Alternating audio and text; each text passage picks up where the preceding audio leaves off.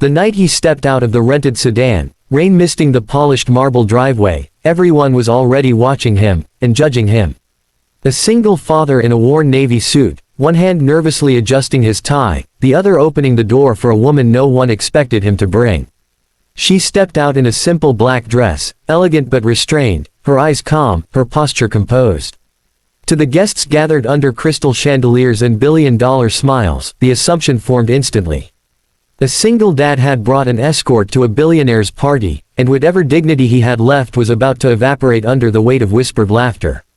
If you believe in kindness, second chances, and the quiet strength of people who keep going when life knocks them down, take a moment right now to like this video, share it with someone who needs hope, leave a comment, and subscribe to the channel. Stories like this remind us that judgment is loud, but truth always arrives softly. He had almost not come. Standing in his tiny apartment hours earlier, staring at the invitation printed on heavy ivory paper, he had considered tossing it into the trash.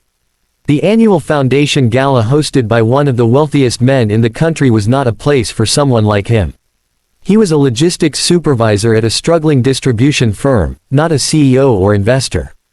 But the invitation was real, his name spelled correctly, his attendance requested, not optional. And beneath that paper sat the deeper reason he forced himself to show up, the promise he had made to his daughter years ago, a promise to never shrink himself again, no matter how small the world tried to make him feel. Life had not been kind to him. His wife had died suddenly, leaving him with a 3-year-old and a mountain of grief he never fully climbed. The years that followed were filled with sleepless nights, daycare negotiations, second-hand furniture, and the constant pressure of being both mother and father without ever feeling like enough of either.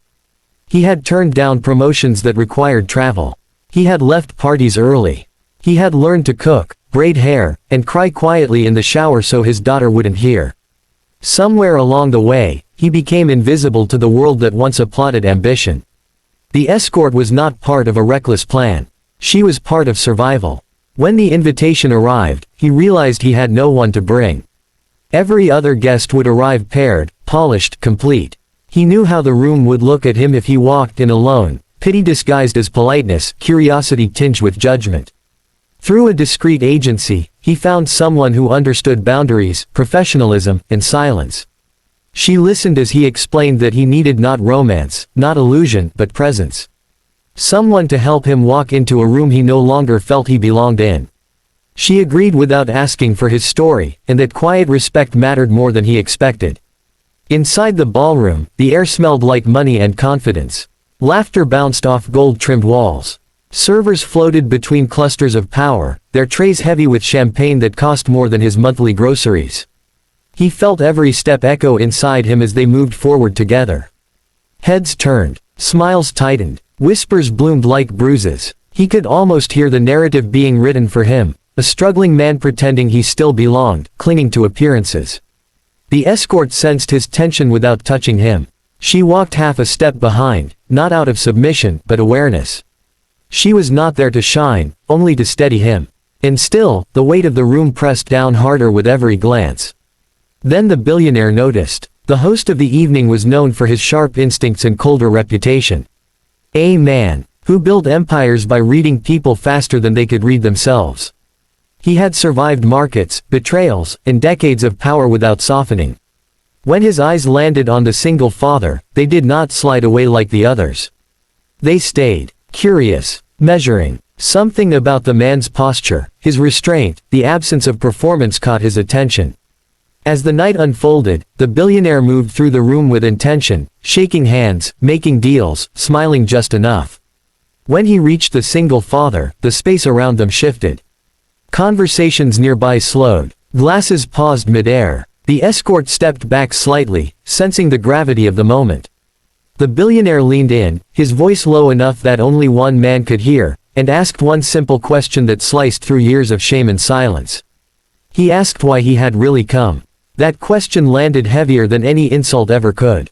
The single father did not answer quickly. He felt the old instinct rise, the urge to deflect, to joke, to minimize himself. But something in the billionaire's eyes was not mocking. It was searching, and for the first time in years, he chose honesty over safety. He spoke about his daughter, about promises, about how hard it is to keep showing up when no one claps. He spoke about invisibility, about being strong so long it becomes invisible labor. He spoke quietly, steadily, not for sympathy, but because he was tired of carrying the truth alone. The billionaire did not interrupt. He did not nod or smile. He simply listened. When the single father finished, the room felt different. The escort watched the exchange, her professional distance softening into something closer to respect. Around them, guests resumed their conversations, unaware that something irreversible had just occurred. The billionaire straightened and looked at the escort, not with judgment but curiosity. Then he looked back at the man and asked another question, this one even quieter.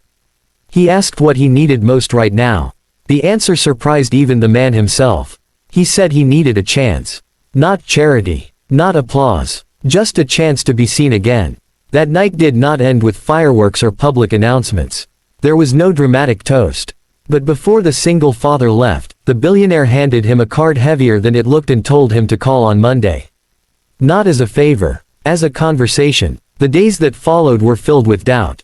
He assumed the card would lead nowhere, that the moment had been polite theater. But when he called, the line connected. Meetings followed. Questions were asked. Not about his escort, not about his past mistakes, but about his ideas, his resilience, his capacity to manage complexity under pressure. Qualities forged not in boardrooms, but in kitchens at midnight and hospital waiting rooms. Months later, his life no longer resembled the one he had lived before that night. He was offered a leadership role in a new initiative focused on ethical supply chains, a project that valued people as much as profit. His schedule was flexible. His work mattered. His daughter noticed the difference before he did, how he laughed more easily, how he slept without tension carved into his face. The escort faded back into her own life, but not before leaving him with a note reminding him that dignity is not rented, it is remembered.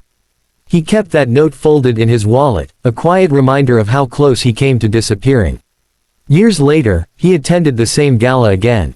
This time, he arrived early, alone, comfortable.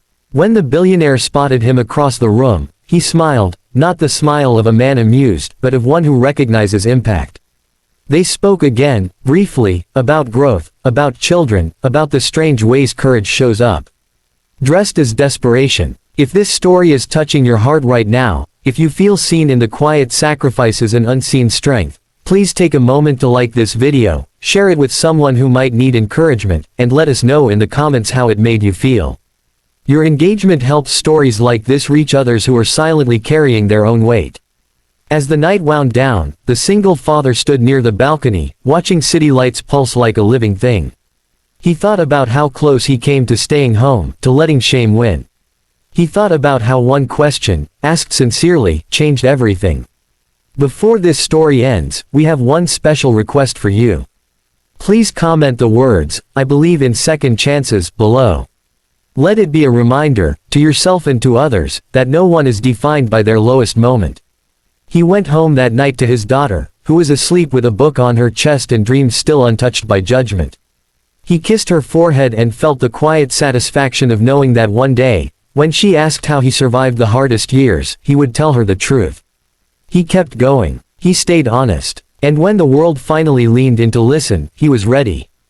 Sometimes, the most powerful thing you can bring into a room full of wealth and noise is not status, not perfection, but your unfiltered story.